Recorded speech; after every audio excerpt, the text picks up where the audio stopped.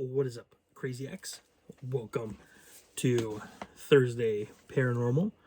Today I figured I'd probably kind of been going in order here. Why don't we just keep it going? My second major investigation. This was a few months after our Queen Mary trip. We headed out to the Stanley Hotel. It was April 1st. kind of a fun day to go on vacation, right? On April 1st, April Fool's Day. But this ain't no fooling. We flew from PDX. PDX, did I have? I don't remember if I had a layover or not. I feel like I must have, but it seems like, I mean, you fly anywhere. Like a lot of times I fly to like LAX or LA, Hollywood area, and I'll have a layover in Seattle, SeaTac. And I take out of Portland. I'm going to LA, Portland. Why would I go up? Makes no sense. Well, of course, it's Thursday. It's Tuesday. It's paranormal. Kind of figured this shirt was appropriate. One of my newer ones, Gremlins. What you see isn't always what you get. All right, so yeah, I did the flight. Landed at Denver Airport. Trying to think if I don't think I really checked out much of the, if you guys are familiar with the Denver Airport, a lot of interesting stuff there. Don't recall if I was too far into that stuff. I remember checking it out at a later flight. I don't remember checking out too much of it there. But then I got on my shuttle bus to go to Estes State Park. And that road, I don't know if you guys have ever driven this road. I'm glad I'm not driving. I remember just holding on or I guess I would have been holding on to the suicide handle or the O handle. Yeah, that was a ride. I just remember kind of feeling like the road was kind of barely, and in some cases not so much big enough for two cars. It was a two-way road, and just like the sheer cliff on the other side. I mean, gosh, what we're talking about 14 years ago now. But yeah, I don't remember like it was yesterday. I do remember like it was 14 years ago. Actually, almost feels like it was longer. So I don't know quite how great my memory is, but yeah, that cliff was something else. Well, from there, of course, we had this was also done by the Dark Side of the Radio, Darkness. Should probably double check it. Darkness Radio. It was their one of their events with Dave Schrader. A lot of the same people, of course. Jason and Grant were there again. Patrick Burns, Chris Flemings. I remember there's a group from a new program at the time called Paranormal, or Terror Normal. So it's like a play on those two words. But yeah, and of course the same setup too, where we had the second night we had dinner, and when I went to my table for dinner, I noticed the same setup. You know, you had 3 blocked off seats. We're going to have a mystery person sit at the table, and the 2 seats next to that person are going to be auctioned off. So I'm going to take the seat next to that the seat next to the auctioned off seat. So, of course, who would our mystery guest be? Grant Wilson again. Yep, Grant sat at her table again. Kind of cool catching back up with him. And they did some auctioning, and it was, on top of the rooms that we had already paid for. They were auctioning off like room 217, room 401, a lot of the different haunted ones. And it was either 217 or it was 401. I forget which one it was. But I was actually in the bidding, and I'd kind of set a limit to how much I was going to bid on it. And it came up to that limit, so I was done, and the other guy who actually ended up winning had actually got the other room. He's like, dude, just bid $10 more, bid $20 more. I won't bid again. I'm like, no, I set my limit. You know, I set my limit. I'm not going to go above it. But that was kind of cool. You know, he was saying that he wouldn't bid against me again, but I stuck with my limit. I don't know. It's like, it's cool to be in those rooms and investigate them. It's nice to be able to leave. I mean, technically, I would have been able to leave because I had a different room. But another interesting thing on this trip, excuse me there, this was the first trip that I actually stayed at. Because when I had gone to the Queen Mary, I was actually staying at the La Quinta. So it's like, technically, I get to leave. But here, for those 3 days, I was locked in. I mean, I wasn't locked in. I could go outside. But, you know, I was staying at the Stanley Hotel. Couldn't get away. This was a really nice setup, though. We actually got to do a tour with Billy, who's the historian. He was actually in one of the episodes of Ghost Hunters talking about the places down there. Told us a lot of stories. Cool story that we heard about was Stephen King. Stephen King had, I believe he had finished his third book, or this was his third book, and he just had writer's block. Could not think of his next book. So his publicist tells him, you know, just relax, you know, go on vacation, just take a drive. So he happens to be driving out. Now, Estes State Park is kind of like in the middle of the Rockies. So you can imagine the wintertime, Rocky Mountains all around you. Not necessarily the best road conditions up there. So he was driving around and kind of came up to an area and the road was closed. So he had to turn around, and as he turned around, he just saw this hotel, which if you haven't looked at the Stanley Hotel, you've got to look at pictures of this place. This is gorgeous. I mean, it just sits there on top of like the hill. It just stands out. And Stephen King sees this and he's like, yeah, let's go stay there. So he drives up to the Stanley Hotel, and they were kind of like, again, in this area, it gets pretty bad. So at the time, they were shutting down. Like, it was like the last night of operation. They had already sent home most of the staff. They had already closed down the credit card machines. So he goes in there and he's like, you know, I'd like to see about renting a room. And they're like, yeah, we're still open. Today's our last day. But we don't, our credit card machine's already been closed for the season. If you got cash, you can stay here. And he's like, yeah, I can do that. So he stays there. Him and his wife, they go up to the room. They actually get room 217. They take their suitcases up there. And then they go down to the bar and get a drink.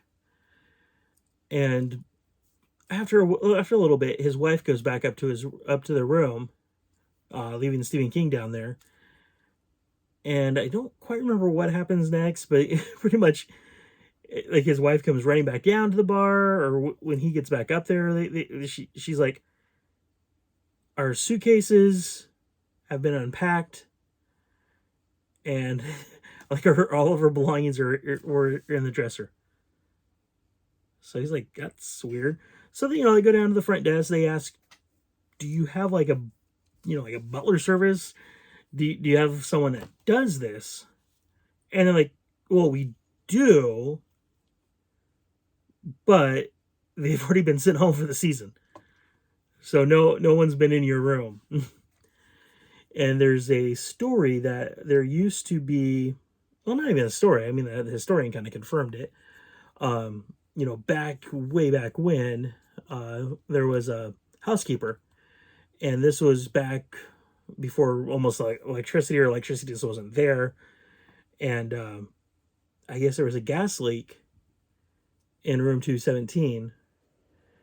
And when the housekeeper went to light like a candle in the room to provide light, because of the gas leak, I like threw her through the floor. She landed down in the ballroom down below. The owner just took care of her, put her in the hospital, paid for everything, and she kind of felt indebted to the owner. So almost in a way, she's still serving as a housekeeper is one of the theories. So it's believed that she may have been the one that put up the clothes because that's what she would have done at that time. It's kind of an interesting story. Of course, they had, reports of like children outside the room. They checked with the front desk. There were no children there. They heard the kids playing out there. And as we all know, this all led to The Shining, the book, The Shining. And it was interesting, too, because as I'm roaming around the hotel, I knew that this hotel had inspired The Shining, but I also found the pet cemetery. But they're like, no. That's coincidence. This hotel did not inspire Stephen King to write Pet Sematary. I'm like, oh, okay. I thought maybe. But no, they're not connected. Another story, of course, is the movie Dumb and Dumber. There's supposed to be in Aspen, but all that stuff in Aspen is actually filmed again at the Stanley Hotel. So, like, when they're, like, kind of, like, fighting with, like, the walking canes, and when they pull up in front of the hotel in the Lamborghini, that's the Stanley Hotel. And while they're filming it, I'm trying to remember for sure, yes, Jim Carrey was staying in 217. Middle of the night, picks up the phone, calls the front desk. I don't care where you put me, but you're putting me in another room. Came downstairs, all of his suitcases packed. They gave him a key. He went to the other room. From what I understand, he's never said anything else. He's never said what happened to him. He has never reported any activity, but he's like, you're putting me in another room. Going back to the Stanley, or not the Stanley, but The Shining. So Stephen King wrote the book. He loved this place. This place, like, he just loved the Stanley. So when they were doing the miniseries, he's like, you have to do this movie at this hotel. This is the hotel inspired it. And they're like, nope, we're not doing that. And he's like, no, this is the hotel. He's like, nope, we're not going to do it. And Stephen King is said to have just hated the movie. Did not like that. So as soon as he got the chance, he bought back the rights, and then he did the mini series, which starred Steven Weber from Wings, and I believe it was Rebecca De Moore, and they did that movie there. Now, they don't know what room Steven Weber was staying at, but I heard Steven Weber had an incident, and he also was like, nope, I'm done. And he would go there, he'd film the movie. As soon as he said cut, he'd be in his car, and he's driving down to the Holiday Inn. He is not staying at that hotel 1 second longer than he has to. So a lot of stuff has happened down there. If you watched Ghost Hunters, there's that cave where you hear the hello, and they're like, did you hear that? So I got the opportunity to go investigate that area. And while I was down in there, for some reason, I just had this feeling of like hide and go seek. Just feeling like not a vision. Like I didn't see it. It just kind of came into my mind that like this is the area of hide and go seek. So, I kind of asked, I'm doing the EVPs. I'm asking about hide and go seek. I don't get a response. Now I'm kind of in this area by myself. There's a group of us, but I'm just the only person in this area. I know Grant was down there. Don't know who else. But so I decided to kind of go back, and I've kind of investigated that area. So I just joined the rest of the group down. This is like an employee entrance way, so it's a long cave system. So I go back there, and there's another group that's down there, Colorado Paranormal Research, and a couple of the members are down there, and I've kind of had met them and talked with them a little bit. So I just kind of sit there, and they come running in, and I'm sitting there, just chatting with Grant, and they come running in, and they're like, we're hearing voices in this area. Like we're hearing stuff, things are moving. So me and Grant get up, we walk over to this area, and it's this crawl space. It's like little rocks kind of going uphill, and then like above you is like the hotel. So I mean, like you've got to like belly crawl in this area. So me and this girl Gwen go up there and we check it out. And as I'm crawling, like I kick a rock and it kind of makes that noise, and I hear the rock tumble down. And after, I don't know, 10 minutes or so of us just kind of being up there listening, I hear the rocks again. Well, I haven't moved now. So it's like, I know the sound, I've heard the sound, I caused the sound. So I'm like, okay, well, obviously, Gwen had moved. And her group, she was with that Colorado Paranormal Research Group. They're calling up here, Gwen, was that you? Gwen, was that you? She's just dead quiet. Like, she's right next to me.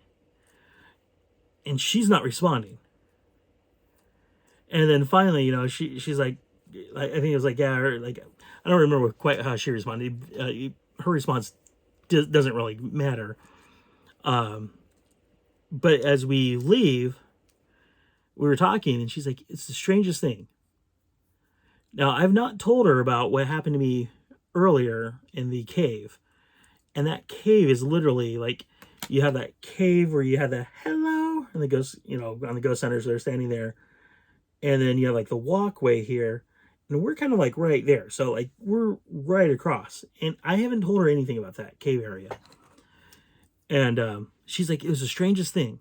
When I was over there, I could almost hear 1, 2, 3.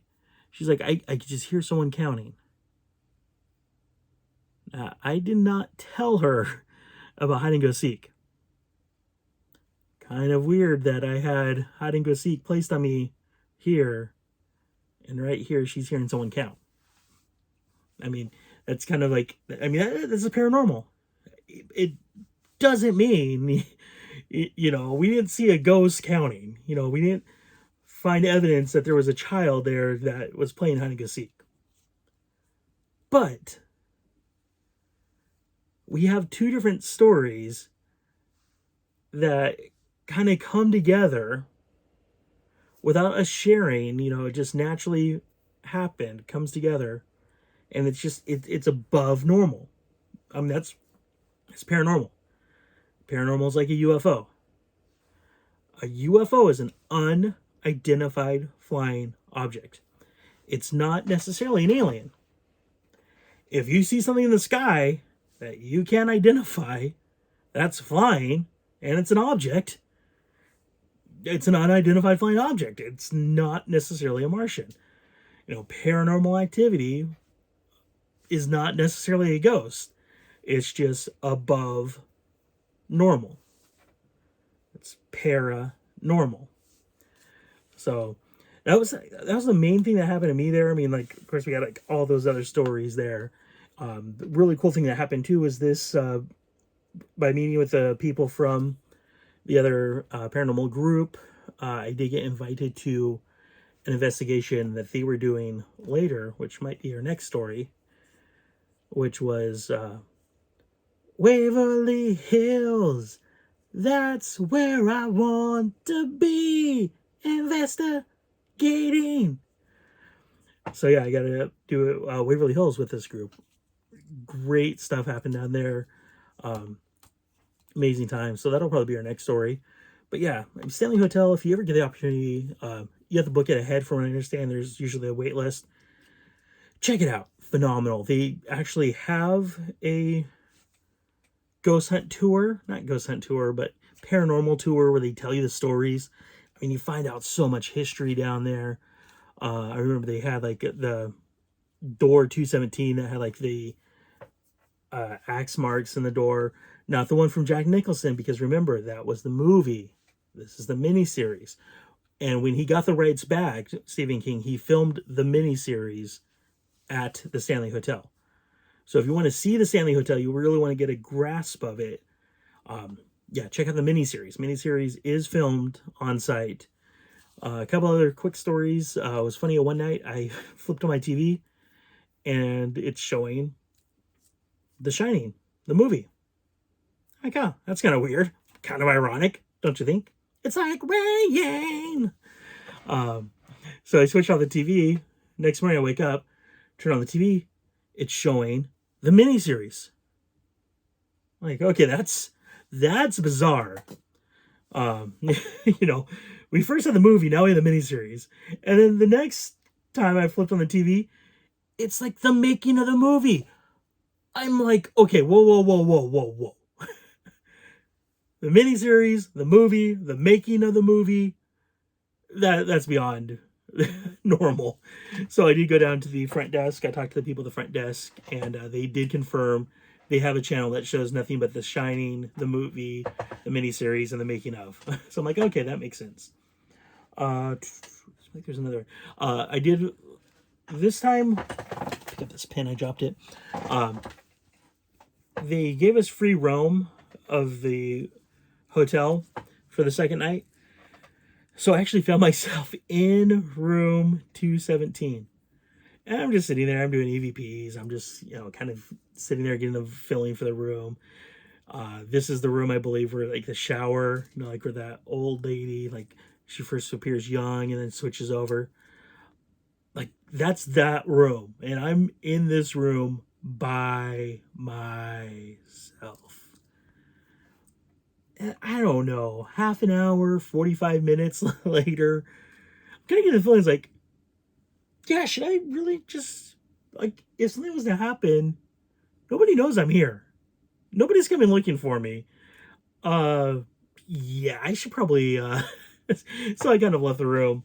But yeah, kind of a little eerie being in that room for that long. Nothing happened, but just, again, kind of creepy being in, like, this highly active, haunted room that's chased out a couple people. But yeah, as I said, check it out. Just the beauty of it, the majesty. It's a gorgeous place. It's an Estes State Park. You fly into Denver. You can rent a car, or you want to get a shuttle. It's taking a cab. There would be an arm and a leg. I don't even know about an Uber, how much an Uber would cost, but yeah, look into either a shuttle or rent a car. You are driving up the Rockies. Keep that in mind, especially in how well of snow you do. You might want to go in the summer. But yeah, place definitely my bucket list to go back to. I hope you enjoyed this episode. Be sure to check us back. Tomorrow will be our Healthy Wednesday, so check that out. Also, too, a couple people have requested it, so I don't know if reluctantly is the right word, but I did set up a Patreon. Patreon, kind of just like a tip jar. So if you do like the content, I haven't even messed with Patreon really, to be honest with you guys. I know you can set up for a monthly donation. You could do like $1 monthly or something like that. There has to be a one-time option. I've got to check that out. But, you just want to throw a buck or two. You want to set up a monthly one or just a one-time. All of that it helps me out. And then also, too, more importantly, check out the Mercari. Because if you get on my Mercari page, at least you're getting something. It's not like you're just giving away money. You're getting something in return. So check out the Mercari store. That information's down below. As always, at RealKidKrazy. Crazy with a K. So you can email me, realkidkrazy@gmail.com. You can write or send stuff. Our address is down below. Facebook, Instagram, Twitter, at RealKidKrazy. Well, stay crazy, my friends. We'll see you back here tomorrow.